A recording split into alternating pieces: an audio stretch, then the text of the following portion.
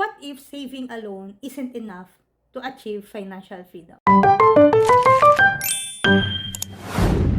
Maraming Pilipino ang masipag mag-ipon, pero hindi lahat handa sa mga pangyaring wala sa plano. Naalala niyo pa ba yung pumanaw na sikat na vlogger noong 2020?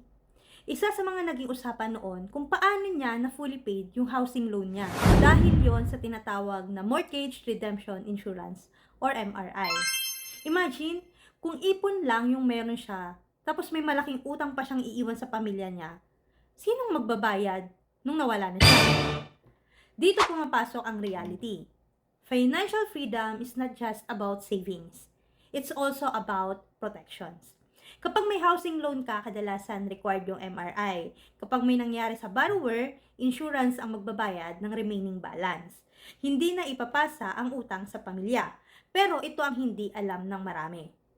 Instead na bank MRI, pwede kang kumuha or gumamit ng term life insurance. Mas flexible ito, pwedeng mas mura, ikaw ang may control sa coverage. So, example setup natin dito, 2 million coverage around 8,000 to 9,000 yearly depende sa age at health. Renewable ito every few years at kapag bayad na yung loan, pwede mo na siyang i-stop.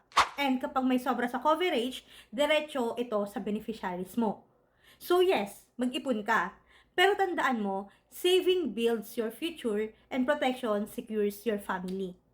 Financial freedom is not just about how much you save, it's about how prepared you are when life happens.